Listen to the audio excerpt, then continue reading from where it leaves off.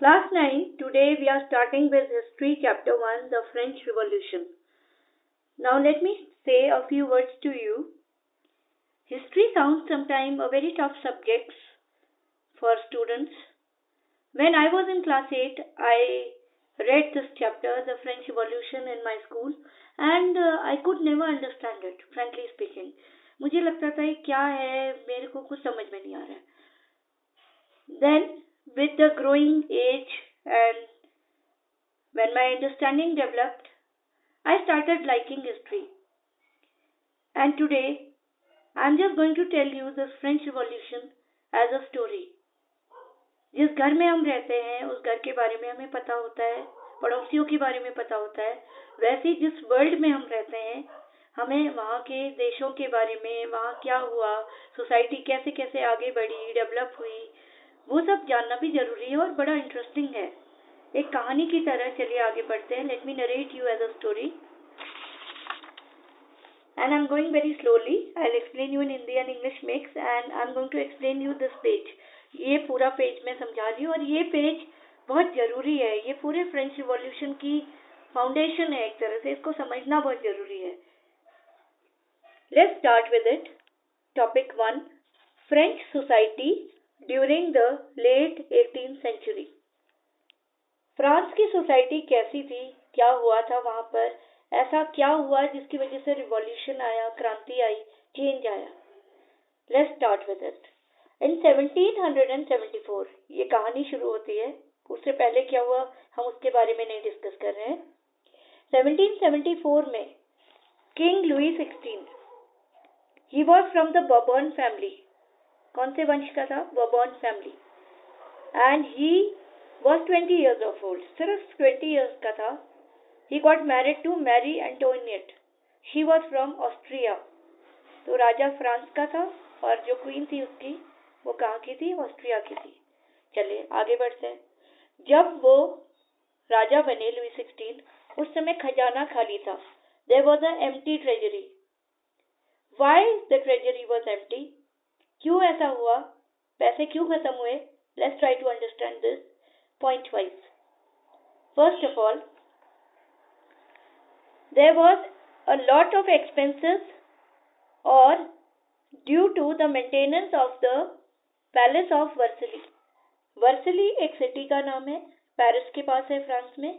इस सिटी में एक राजा का महल था जो किंग लुई 14 के टाइम पे बना था. और ये इतना बड़ा महल था कि इसकी मेंटेनेंस कॉस्ट, इसको मेंटेन करना, सफाई करना, इसमें फैसिलिटीज लगाना, वो सारी चीजों के लिए काफी खर्चीला काम था. एक्स्ट्रावेगेंट मीन्स खर्चीला. तो इस खर्चीले काम को मेंटेन करने के लिए काफी पैसे की जरूरत थी. भाई घर को मेंटेन करना है तो पैसे तो लगेंगे. Second thing, Louis 16 France, he help the 13 American colonies to gain their independence from the common enemy Britain. Britain ने उस समय आतंक मचा रखा था तो अमेरिका की हेल्प करी फ्रांस ने to get freedom from Britain. उसमें भी उसने उसको पैसे दिए. दोस्त की मदद तो करनी पड़ती है. बदले में क्या हुआ? खजाना खाली हो गया. सो उधार लेना पड़ा. कितना उधार लेना पड़ा? How much debt the French government had to take? $1 billion livres. Livres means currency. जैसे इंडिया में रुपीस है, अमेरिका में डॉलर है, वैसी फ्रेंच में जो करेंसी थी वो क्या थी? लिवरस. एंड कितना बिलियंस लिवरस उधार हुआ? More than 2 billion. प्लस जो लेंडर्स थे, जो पैसे देने वाले थे, उन्होंने कितना इंटरेस्ट लगाना शुरू किया? 10% इंटरेस्ट ऑन लोन्स. 10% ब्याज और देना पड़ा गवर्नमेंट को. तो फ्रेंच गवर्नमेंट का सारा जो पैसा था वो कहाँ चला गया? लोन चुकाने में, इंटरेस्ट देने में. अब बाकी जो खर्चे थे to meet the regular expenses such as army है, कोर्ट है, रनिंग गवर्नमेंट है, ऑफिसेज है, यूनिवर्सिटीज, इन सबको चलाने के लिए पैसे चाहिए. तो गवर्नमेंट पैसे कहाँ से लाएगी? It started increasing taxes, right. तो ये टैक्स कहाँ से आता था? We will understand this. But before that let us come to the French society. During that time, in 1774 time we are talking, the French society was divided into 3 states or 3 classes. French society was a part of a feudal system. Feudal system means यहाँ पर society को rank में divide करते हैं, जैसे class में rank आता है ना, फर्स्ट सेकंड थर्ड, वैसे यहाँ पर feudal system means rank wise. और उस समय जो टर्म यूज होता था उसको कहते थे ओल्ड रिजाइन।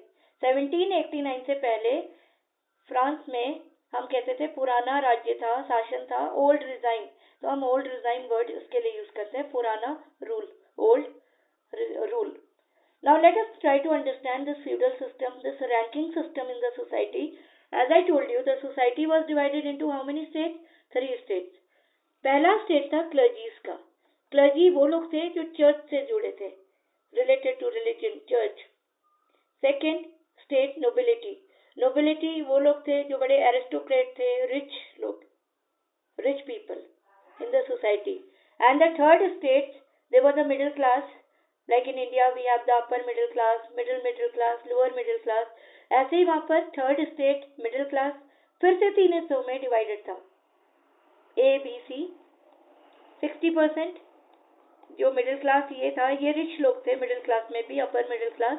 ये कौन से? बिग बिजनेसमैन, मर्चेंट्स, व्यापारी, कोर्ट ऑफिशियल, लॉयर्स। 60% जमीनें इनके पास थी। उसके बाद दूसरा मिडिल क्लास, वो किसान थे, आर्टिसंस थे, स्किल्ड लेबर था, ये ठीक थे, इनके पास थोड़ी बहुत ज़मीनें थी। लेकिन सबसे बुरी हालत थी उनकी जो सबसे लोअर मिडिल क्लास में थे, small peasant, landless labour, servants, ये लेबरर्स थे, दूसरों की ज़मीनों में काम करते थे, नोबल्स के घरों में काम करते थे। तो this is the division of the society and it is very important question also. Now government को टैक्स चाहिए था, बताया आपको। टैक्स कहाँ से आएगा गवर्नमेंट के पास? गवर्नमेंट ने, फ्रेंच गवर्नमेंट ने सारा टैक्स कहाँ से लिया? ये थर्ड स्टेट से लिया। Now 2 types of taxes were there. One tax is known as the tithes, और ये तीथीस कौन लेता था? चर्च। चर्च टैक्सेस तीथीस लेता था। कैसे लेता था? जो किसान उगाते थे फसल, उसमें से 10वां हिस्सा, 1/10 proportion of the crop they used to take। यानी किसान जो भी उगाएगा उसमें से 1/10, 1/10 हिस्सा चर्च के पास चला जाएगा। This is known as tithes. Second tax क्या था? टेली। टेली टेली मीन्स एक डायरेक्ट टैक्स इन लोगों ने देना होता था, थर्ड स्टेट्स वालों ने। जो भी सामान वो खरीदते थे, चाहे सॉल्ट हो गया, चाहे टबैको हो गया, वो डायरेक्टली उसका टैक्स देते थे। सामान खरीदो, बदले में टैक्स दो। तो अभी तक हमने जो मेन पॉइंट्स करे इस पूरे पेज में, और इसमें से इतने सारे क्वेश्चंस निकल के आते हैं, तो please pay attention to it. I am just revising it once again. Who is Louis 16? What happened in 1774? He was from which family? How old was he? He got married to whom? She was from which country? Why there was an empty treasury when he became the king? The reasons of the empty treasury? What is a liberal? What do you mean by the states? How many states were there? What is a feudal system? What do you mean by old resign? Then what are the 2 taxes? Tithes and tallies. Then who are the clergies? What do you mean by nobility? And into how many sections was the third state divided? I hope I am very clear in it. Please go through the book now, and any doubt you can ask later. So in this whole episode we saw that the nobles and the clergies, they were exempted from the tax. उनको जो है tax ही नहीं देना था। किसको? क्लर्जीज को और nobles को। प्लस उनको सर्टेन प्रिविलेजेस भी मिलते थे, कुछ फायदे भी मिलते थे। तो क्लर्जीज एंड नोबल्स के तो मजे थे, ना इनको टैक्स देना पड़ता था, और इनको जो है कुछ स्पेशल ट्रीटमेंट भी मिलता था, प्रिविलेजेस मिलती थी। Now we start with the struggle to survive. 1.1 France की पॉपुलेशन 23 मिलियन से बढ़ के कितनी हो गई? 28 मिलियन, यानी कि 5 मिलियन पॉपुलेशन रोज। ये कब हुआ? 1715 से लेके 1789 के बीच में। और इस बीच जो फूड ग्रेन्स होते थे, जो गेहूं वहां पर होता था, उसमें कमी आ गई। क्यों आ गई? क्योंकि खाने वाले ज्यादा थे और पैदावार कम थी। The production was less and demand was more. So there was a imbalance between demand and supply, demand और सप्लाई बराबर नहीं हो सके, जितना लोग मांग रहे थे उतना उनको मिल नहीं रहा था। प्लस कुछ लोग ऐसे थे जो किसी और के वहाँ काम करते थे, वर्कर्स, उनको जो वेजेस मिलते थे वो बहुत कम थे, इतने भी नहीं थे कि वो ब्रेड खरीद सके। फ्रांस में उस समय जो मेन डाइट थी, जो स्टेपल डाइट थी, वो क्या थी? Bread. So due to the rise in prices people could not buy. एक तो पॉपुलेशन बढ़ी, दूसरा डिमांड बढ़ी, तीसरा राइज इन प्राइस हुआ, और कम होने को वहां पर ड्राउट और हेल होने लग गया, कभी सूखा पड़ गया, कभी तूफान आने लगे, जिससे फसल जो है डिस्ट्रॉय होने लगी, नष्ट होने लगी। So it led to a struggle that is known as subsistence crisis, जहाँ पर लाइवलीहुड, जिंदा रहने के लिए भी लोगों को स्ट्रगल करना पड़ा। तो फ्रांस में स्ट्रगल टू सरवाइव क्यों हुआ, ये इसका रीजन है। अब एक क्वेश्चन आता है इस पर, सबसिस्टेंस क्राइसिस पर, how it happened. This diagram is there and you can also write in your book and learn it. Bad harvest, फसल नहीं हुई, एज अ रिजल्ट पैदावार में कमी हुई, फूड ग्रेन्स कम हो गए। जब कम होना लगा प्रोडक्शन तो फूड प्राइस बढ़ गई, डिमांड ज्यादा हुई तो लोगों ने महंगाई बढ़ा दी। अब जो गरीब से गरीब था, मिडिल जो क्लास था, उसमें सबसे lower, if you remember third state, the lowest, they could not by the bread. जो रिच थे वो तो खरीद ले रहे थे, लेकिन जो पुअर थे वो खरीद ही नहीं पा रहे थे। As a result food riots, रोटी के लिए, ब्रेड के लिए झगड़े होने लगे और लोग कमजोर होने लगे। डिजीजेस फैले, बीमारियां फैली, हेल्थ प्रॉब्लम्स आई और लोगों की डेथ होने लगी। बहुत ज्यादा मात्रा में increase number of death took place in France. So just like the condition today in the world, we are having this corona pandemic and people are very much worried what is going to happen in future. If no industries, no production, how will they buy the food? So this is a very question mark for us also. The world today, what is going to be the future if the condition don't improve? तो France में भी कुछ कुछ ऐसा ही condition उन दिनों हुआ और सर्वाइवल के लिए भी लोगों को स्ट्रगल करना पड़ा। Now let us come to the next topic, a growing middle class envisages an end to privilege. जब भी कोई रिवॉल्यूशन होता है वो एक रीजन की वजह से नहीं होता है। इतनी बड़ी सोसाइटी में रिवॉल्यूशन बहुत सारे रीजन से होता है। हमने एक रीजन पढ़ा, food grains, survival crisis, subsistence crisis. Then now another reason was privileges. Privileges given to the top two states, clergy, nobility. इनको बिना बात के ही ऐसी प्रिविलेजेस या फैसिलिटीज मिल रही थी, टैक्सेस नहीं देना पड़ रहा था। तो थर्ड स्टेट्स के जो लोग थे वो इसके खिलाफ थे, उन्होंने टैक्सेस के खिलाफ काफी आवाजें उठाई, फूड ग्रेन्स के लिए काफी शिकायतें करी, लेकिन ज्यादा कोई सुनने वाला नहीं था, कोई इफेक्ट नहीं हुआ। अब थर्ड स्टेट में सबसे पावरफुल कौन था? This first group. Third state में, this please be clear about it, third state the most powerful segment, big businessman, merchants, court official, lawyers, they were the educated class. Education से इंसान की समझ खुलती है। इन्होंने इस चीज का अपोज किया, प्रिविलेजेस जो ऊपर दी गई क्लर्जीज को, नोबिलिटी को, they opposed it and they said that privilege should be given on the basis of merit and not a birth. जो भी फायदे मिलते हैं लोगों को वो उनके कर्मों के हिसाब से मिलने चाहिए, ना कि उनके बर्थ के हिसाब से कि वो अच्छी फैमिली में मिल गए तो उनको अच्छे सुविधाएं मिल गई, ऐसा नहीं होना चाहिए, ये इनका मानना था। और थर्ड स्टेट में ये सबसे पावरफुल जो सेगमेंट था, इन्होंने ये रिवॉल्यूशन स्टार्ट किया फ्रांस में।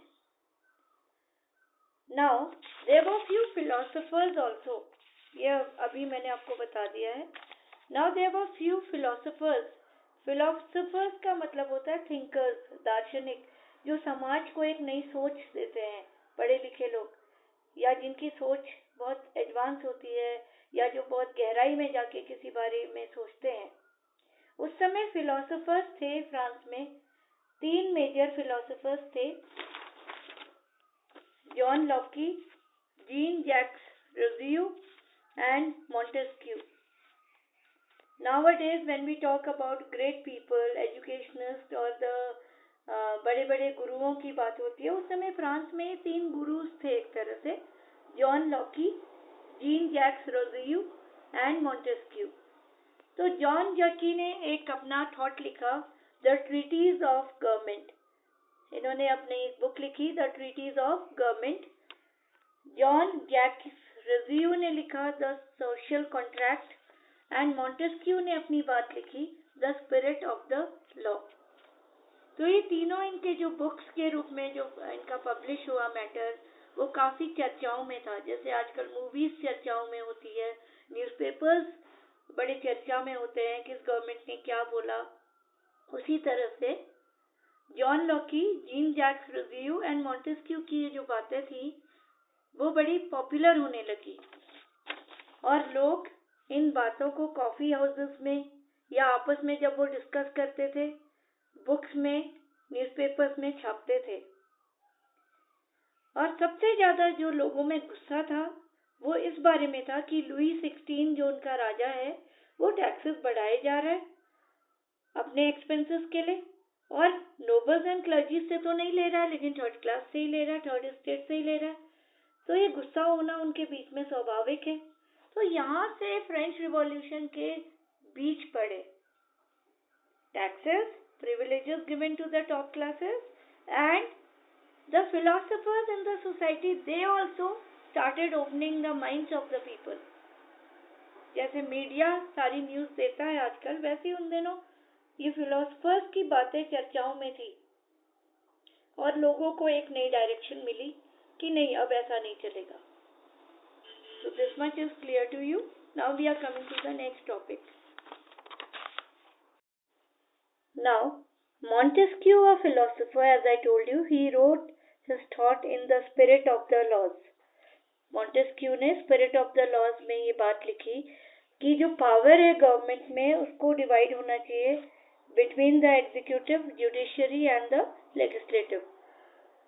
जो आज डेमोक्रेटिक गवर्नमेंट में काफी यूज हो रहा है, डिवीजन ऑफ पावर, वो कॉन्सेप्ट यहाँ से आया, spirit of the laws. Montesquieu ने ये प्रपोज किया। तो जब अमेरिका यूएस बना, US democracy in the contemporary world में हमने देखा 1776 में यूएसए बना, it was formed and it accepted a constitution in 1787. So when American Constitution was made during that time, it allowed individual rights. सबको जीने का अधिकार होना चाहिए। तो इससे भी फ्रांस के लोग काफी इन्फ्लुएंस में आ गए थे। उन्होंने कहा ऐसा ही फ्रीडम और इक्वालिटी का कॉन्सेप्ट फ्रांस में भी आना चाहिए। तो ये भी एक वजह बनी रिवॉल्यूशन की। Apart from taxes and privileges given to the clergies, nobles, taxes to the lower states, तो बहुत सारे फैक्टर्स के बाद अब शुरू हो गया French revolution, the outbreak of the revolution. Now how it happened we will continue.